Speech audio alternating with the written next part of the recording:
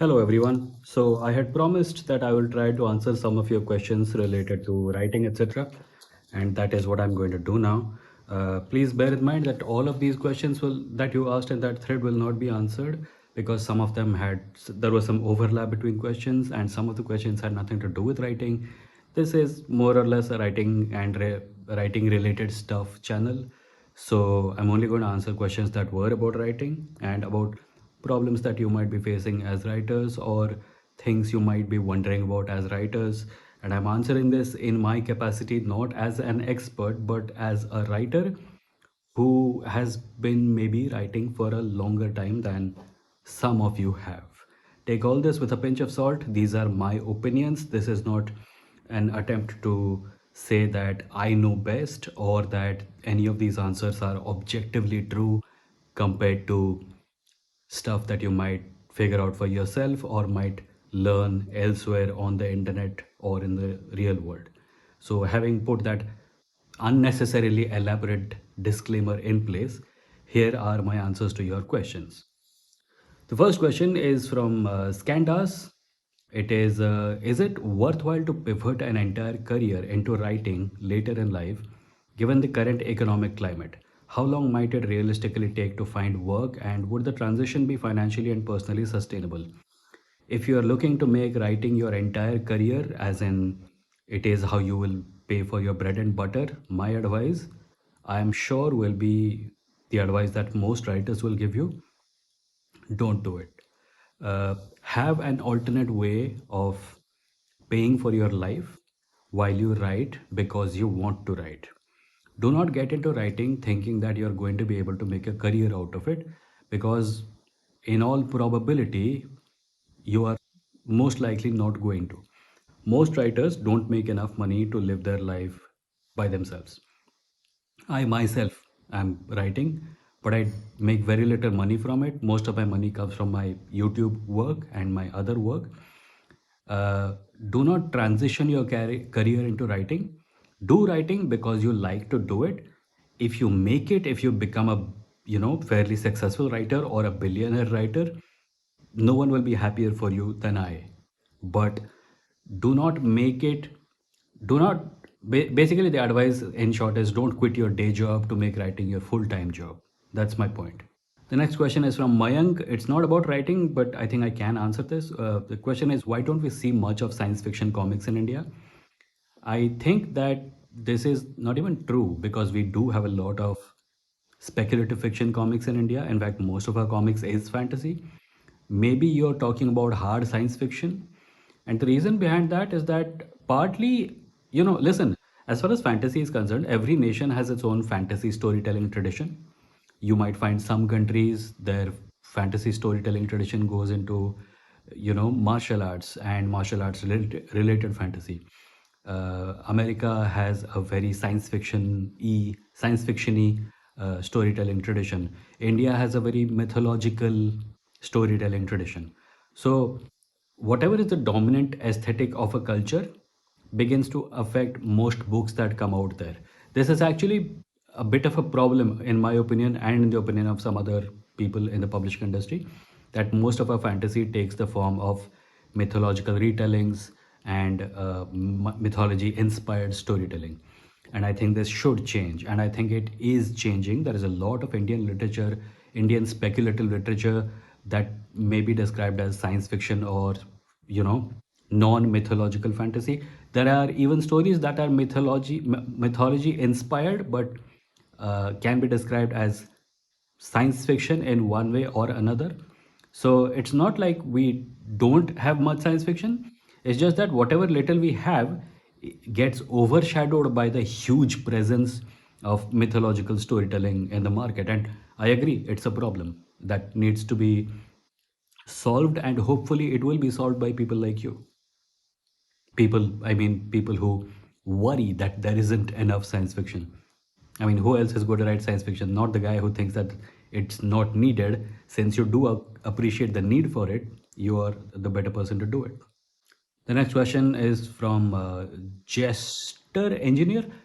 When writing science fiction, to make it as scientifically accurate as possible, I tend to research a lot. The problem is that I often fail to draw a boundary while researching due to fear of being criticized as scientifically inaccurate. This leads to unwanted delays in my writing. Please help me overcome this. Okay, so some science fiction is hard science fiction where you need to get the science right, and some science fiction is soft science fiction. You don't need to get the science right. It's okay if the science is mostly speculative technology in nature, and then you don't need to. You are having this problem because you are either writing something that is hard science fiction, or you are imagining science fiction as nothing but hard.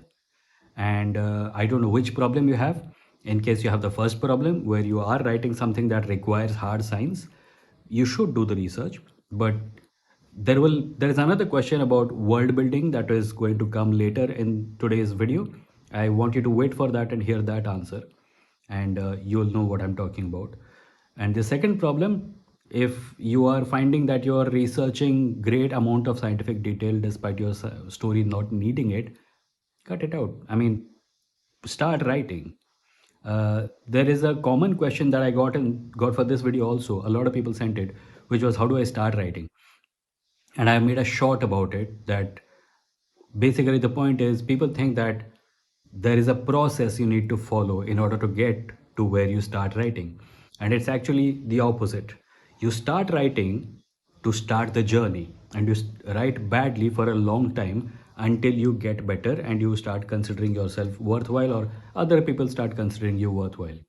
So the what happens is that you are thinking that you can't start until you get everything right and everything in place. Perish that notion. Start and make mistakes. Stories often are written over multiple drafts, right?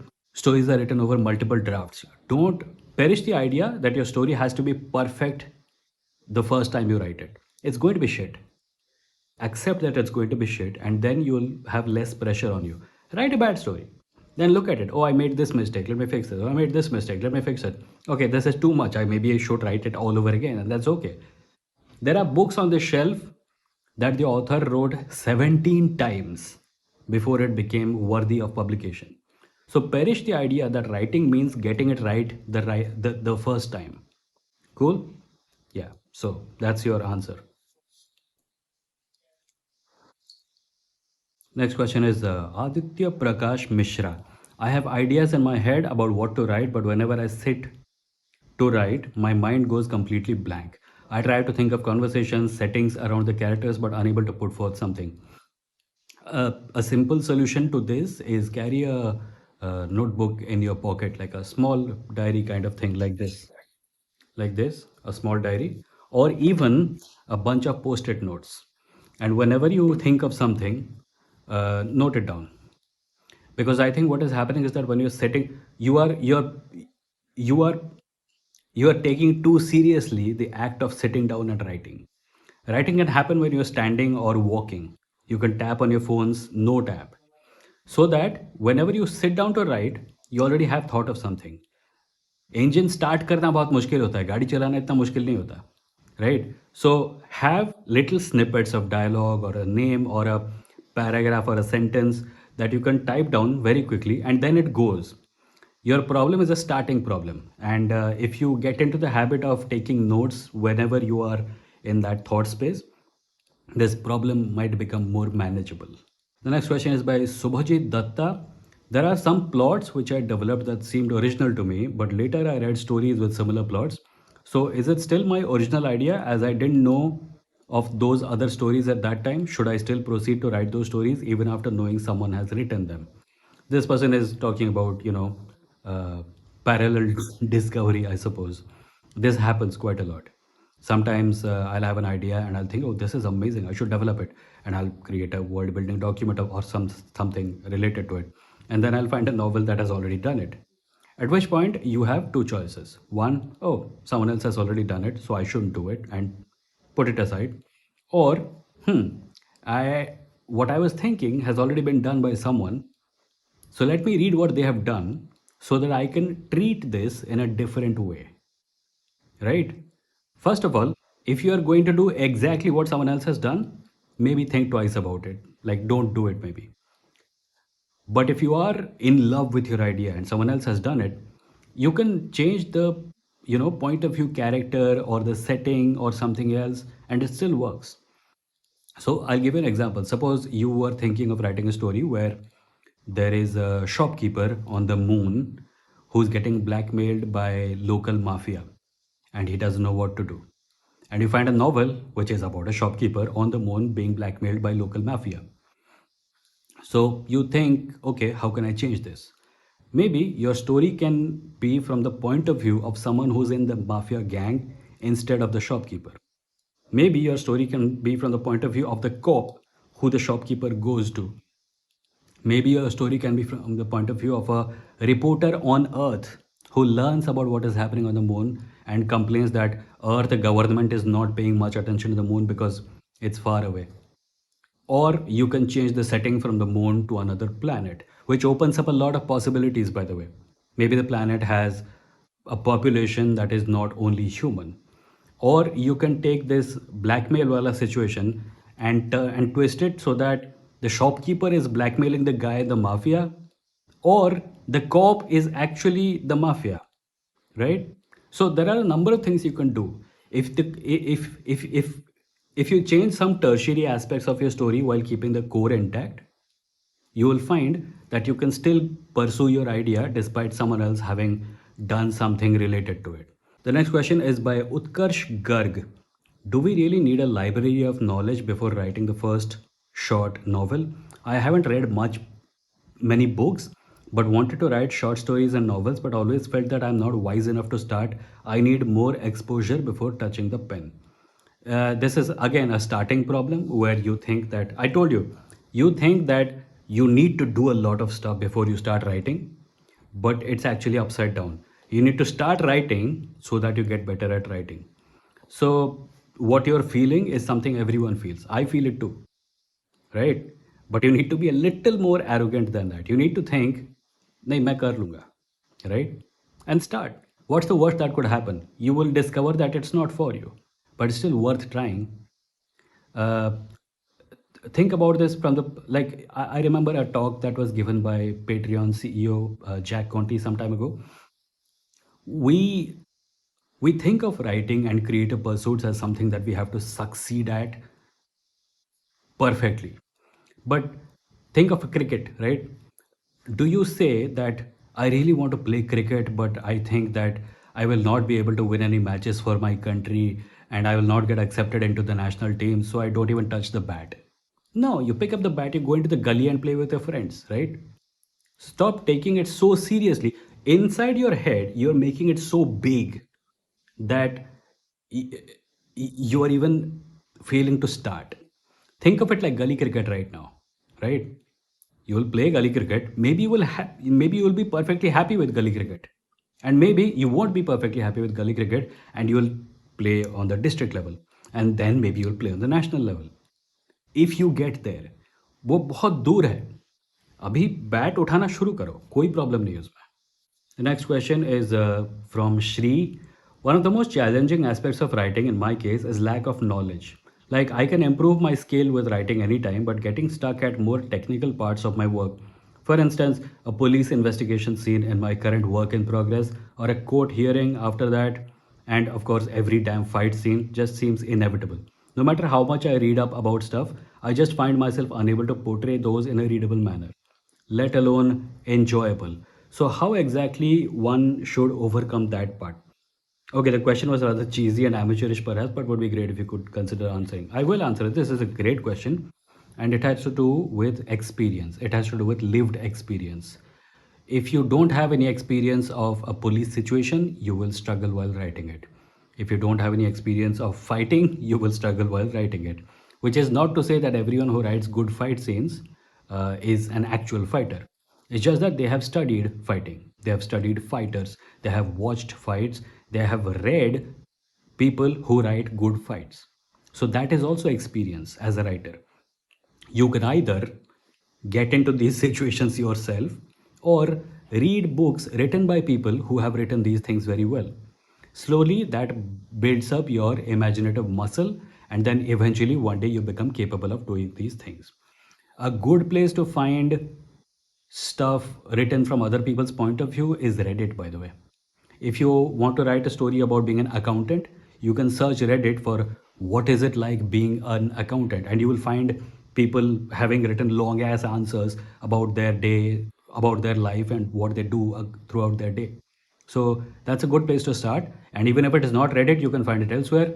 I will be hesitant to suggest AI as a solution to this because AI will make shit up. Focus on real writing by real people, and then you will get the knowledge that you require. Here's a question that I really love because it's about social issues and themes. What importance does power structure hold for a storyteller? For instance, someone belonging to a higher class and caste need not have lived a life of a marginalized person or a so-called lower caste or someone from the lower rungs of society to be able to describe and write about them. But it can almost never be the other way around. The spaces they inhabit, the rhythm of how they move and interact is inaccessible even in imagination. Don't you think from that lens there is an unspoken disparity and unidirectional inaccessibility, and how to deal with that? So, if the problem you are citing is that you lack the lived experience of someone from a marginalized community and therefore you hesitate to write about them, that's a good problem, right? Because I would much rather you have this problem than you don't have this problem and you're like, हाँ, मैं एक जमींदार हूँ पर मैं आराम से एक सैनिटेशन वर्कर के पॉइंट ऑफ व्यू से कहानी लिख सकता हूँ. You can't, right?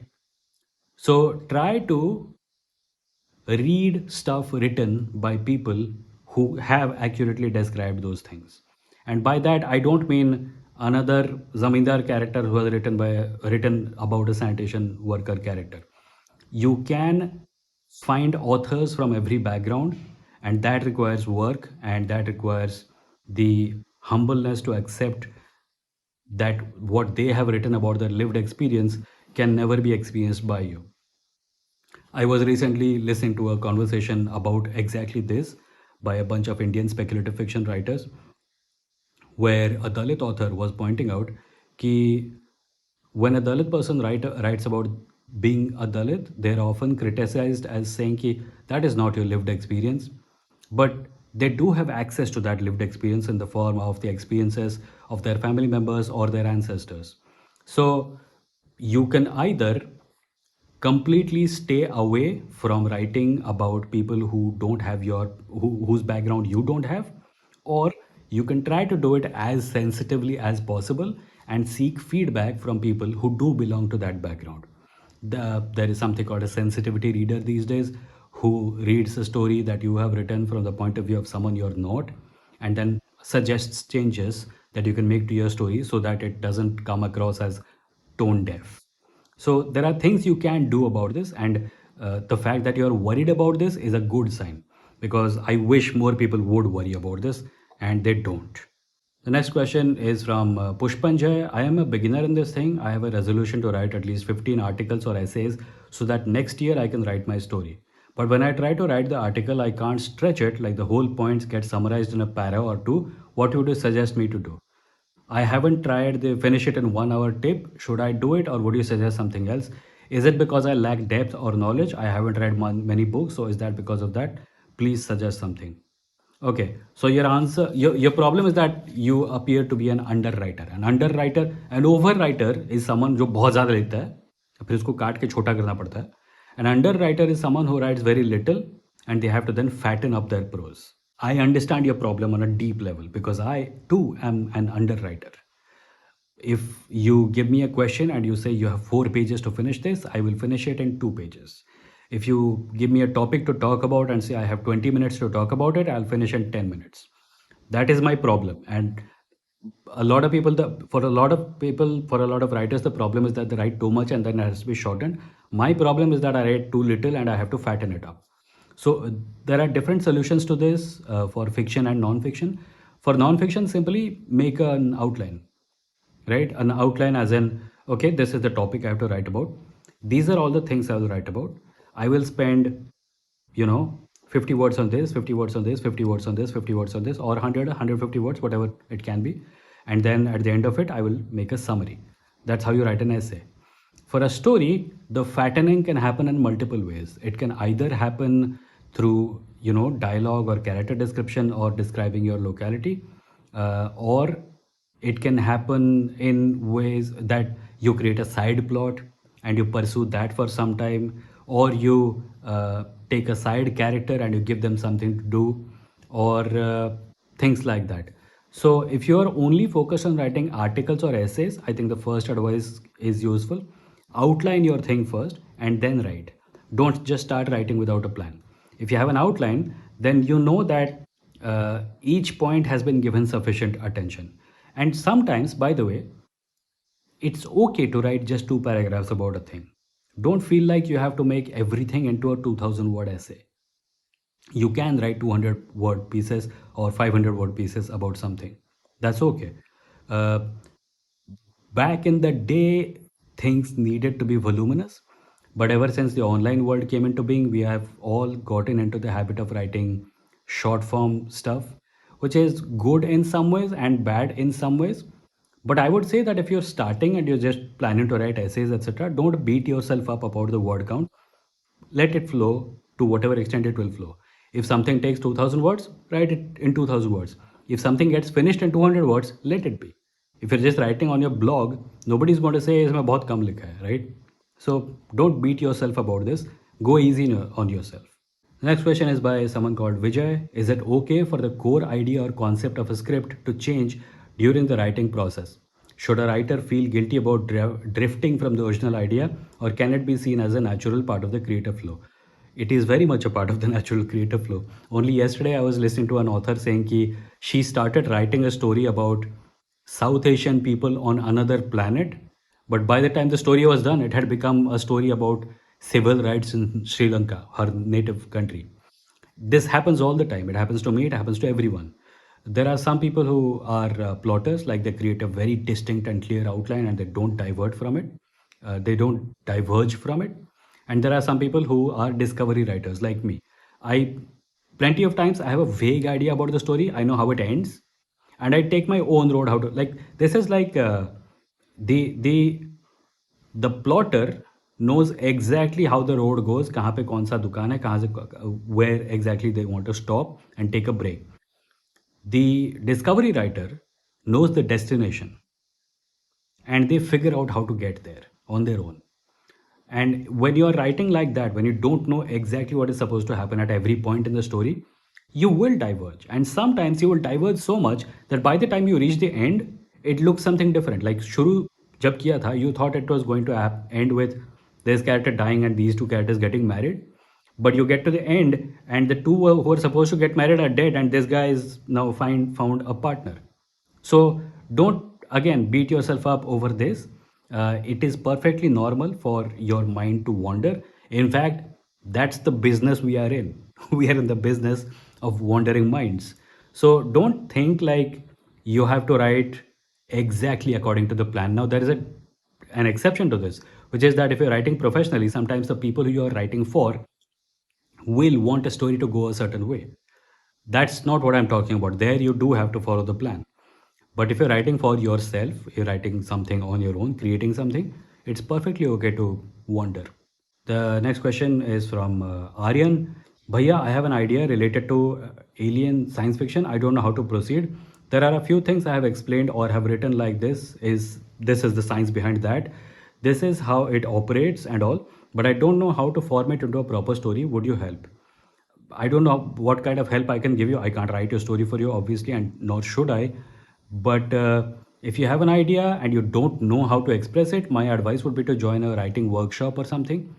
But even workshops have some kind of intro level uh, proficiency required. Like if you don't know how to write a story, they won't take you.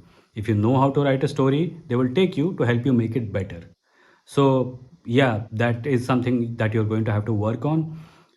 If you have, if you don't know how to proceed, and you only have the technology that underlies behind your story's world building, then maybe what you need to do is read more science fiction, read more fantasy, form an idea about what a story looks like, and then start practicing. In the beginning, you will sound like the people you have read, and that's okay. But eventually, your own style will develop, and you will be able to actually express it as a story. The next and I think last question is from Epic Durian, who says, why writers love to write dystopian or utopia with so much useless love drama? Can't you writers write simple novel without a romance, without romance?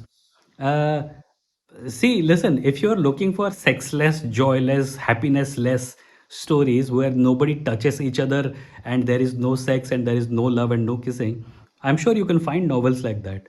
Uh, Read anything by Isaac Asimov, right? Isaac Asimov's stories did not have much by way of romance, and whatever little they had came very late in his life. But the science fiction being written in the so-called golden age of science fiction was pretty technical, and the primary purpose of it was that it was being used as a vessel to uh, promote scientific or technological ideas. These days, we have a lot of sex and stuff in science fiction and fantasy stories, and that's a good thing. Here's what I'm saying: don't pick up a book that contains sex and love and say, why is there sex and love in this? Don't pick it up. Pick up a book that does not have those things because clearly it's not your cup of tea. Every kind of science fiction and fantasy has the right to exist, and the kind that you require also exists. Read those books. Why do you have to tell writers that they should not include something in their stories because you don't like it, right? So yeah, that I think is my answer to that question, and that I think was the last question. We don't have any more. uh, Thank you everyone who submitted questions. I have been meaning to do a video on this channel for quite some time, and I wasn't sure what it should be about. This has also given me a lot of ideas about what future videos can be on, and I will pursue those as soon as I can. Until then, thank you and keep writing. And whatever other questions you have, you can leave them in the comments. I will try to make videos about them in the near future if I can. Bye. See you.